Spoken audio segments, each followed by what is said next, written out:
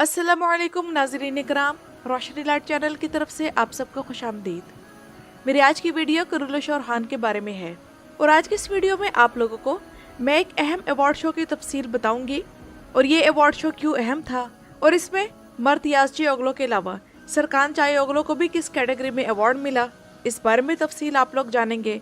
और नाज़रीन इकराम, कुरुलुश और हान में एस्पोर्चा खातून की एंट्री हो चुकी है और एस्पोर्चा के कॉस्ट्यूम में एलेना बोस की चंद तस्वीर मंजर आम पर क्या आई, एक तहलका सा मच गया है।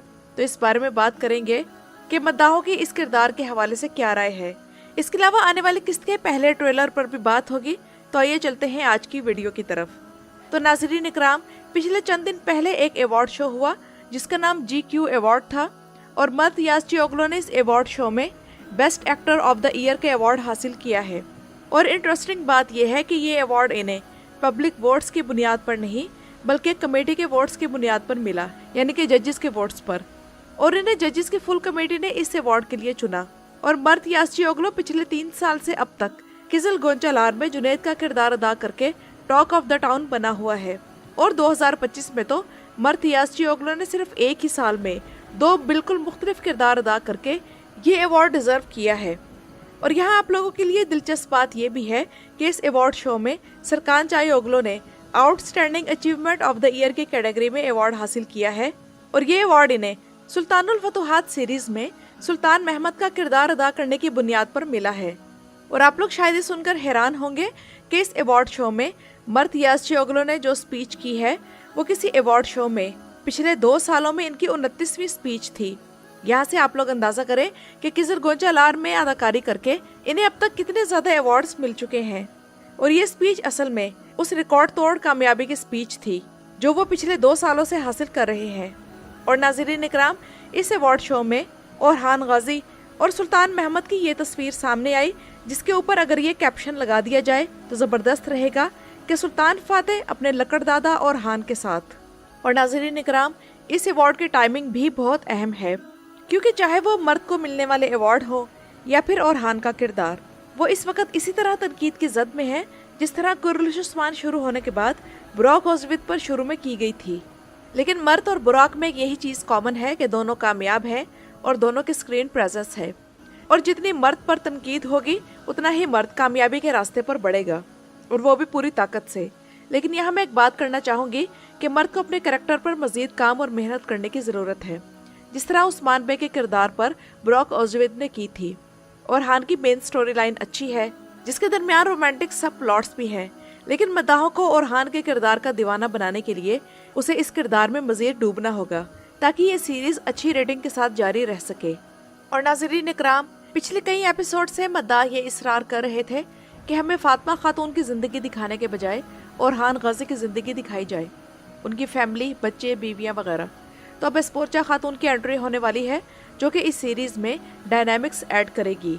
और एस्पोर्चा खातून का किरदार अदा करने वाली अदाकारा जिसका नाम एलेना बोस है, तो उसके फैंस अब तक हैरान हैं कि उसने नीलूफर खातून का मेन रोल छोड़कर एक सेकेंडरी रोल क्यों पसंद किया, जबकि हीरो ने अभी मल्टीपल शादियां करनी हैं और वो उसकी इस सीरीज में तीसरी बीवी होगी। और सोशल मीडिया पर एकदम से ऐसी पोस्ट्स का सैलाब आ गया है जिनमें मुहासिन और एलेना के फैंस की तरफ से दोनों के दरमियान कंपैरिजन शुरू कर दिया गया है। हालांकि दोनों का अपना चार्म है और एक तारीखी सीरीज के आर्टिस्टिक फील्ड में चंद माह पहले मुहासिन आई है और दूसरी शाइन करने के लिए तैयार है और अपनी जगह बनाने की कोशिश करेगी और दोनों टैलेंटेड हैं। मुहासिन के फैंस का कहना है कि नीलूफर खातून, जिसके लिए ओरहान बे ने नज़में लिखी और उनकी कब्र तक आज भी साथ साथ है, तो उसे ज़्यादा अहमियत देनी चाहिए क्योंकि दूसरी तरफ एस्पोर्चा है जिसके साथ ओरहान बे की 40 साल की उम्र में एक सियासी शादी हुई थी। इन दोनों का क्या मुकाबला। शायद आप लोगों को याद होगा कि कुरुलुश उस्मान में भी ऐसे ही मुकाबले हुआ करते थे जब वो सीरीज अपने उरूज के दौर में थी। और मल्हो ने जब उसे ज्वाइन किया था, मद्दाहों की तब आपस में ऐसे ही बहसें हुआ करती थी कि बाला शेख ऐदब अली की बेटी है, उसका दर्जा बड़ा है। और दूसरी तरफ कहा जाता था कि मल्होन तुर्कों के एक बहुत बड़े कबीले के सरदार की बेटी है और वालदा सुल्तान होने की हैसियत से तुर्कों की माँ है, उसका बाला से क्या मुकाबला। तो सच्ची बात तो यह है कि इस वक्त इस सीरीज का सिनेरियो बेगमात की ये जंग अफोर्ड नहीं कर सकता।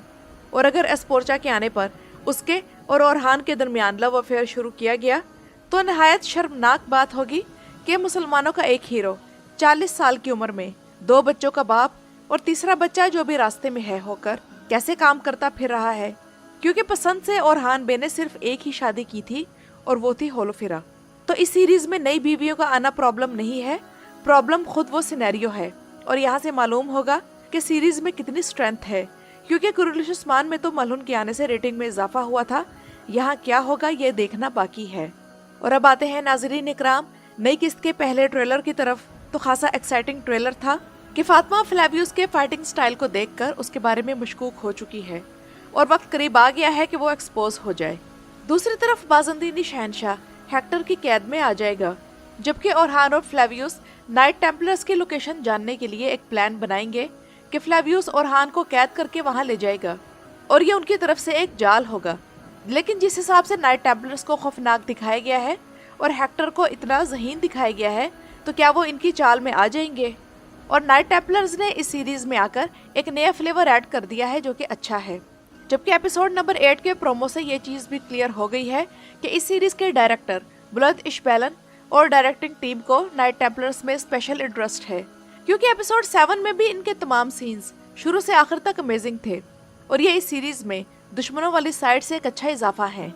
जबकि तकफूर सारोस के ये सीरीज छोड़ जाने की खबर जिस चैनल या सोशल मीडिया अकाउंट ने दी थी वो दुरुस्त नहीं थी और सारोस के आने का कोई प्लॉट ट्विस्ट भी हो सकता है कि या तो वो मंगोलों की तरह जिंदगी की तरफ लौट आया हो लेकिन टेम्पलर के मुहाफिजों वाले स्टाइल में, या फिर हेक्टर और सारोस ने मिलकर एक ड्रामा किया हो। सारोस का जिंदा रहना जरूरी है, क्योंकि सारोस के मरने के बाद ये चीज मुअम्मा बनी रहती कि फ्लेवियस के बाप को असल में किसने कत्ल किया था। अगर सारोस जिंदा ना रहता तो एक पॉसिबिलिटी तो ये थी कि नाइट टेम्पलर्स का सरदार फ्लेवियस को हकीकत बता देता, लेकिन उसके बजाय सारोस को लाया गया और शायद इसी वजह से कि फ्लेवियस अपने बाप का खुद इंतकाम ले। और सोचने वाली बात तो ये भी है कि बाज़ंतीनी एम्परर पर जिस तरह अटैक हुआ तो फ्लेवियस सच के बारे में फिगर आउट करना शुरू कर देगा। उधर बाज़ंतीनी एम्परर हेक्टर की कैद में आ जाएगा, जबकि ओरहान एम्परर की जान किसी तरह बचा लेगा और इस तरह वो एम्परर का एतमाद हासिल कर लेगा। और फिर इस सियासी इत्तेहाद को मजबूत बनाने के लिए एम्परर अपनी बेटी एस्पोर्चा की शादी ओरहान से कर देगा और आने वाली किस्त में फ्लेवियस के उस्मान बे से पहली बार मुलाकात होगी।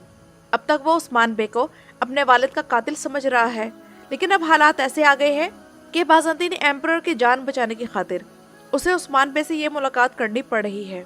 ये मुलाकात इस लिहाज से भी अहम है कि सारोस भी जिंदा है और फ्लेवियस की भी उस्मान बे से गुफ्तगू के दौरान उसके वालिद का जिक्र आ सकता है, लेकिन किस अंदाज में यह हम आने वाली किस्त में देखेंगे। तो नाज़रीन इकराम, ये तो थी मेरी आज की वीडियो। अपनी राय का इजहार कमेंट्स में ज़रूर कीजिएगा। मेरी वीडियो देखने का शुक्रिया।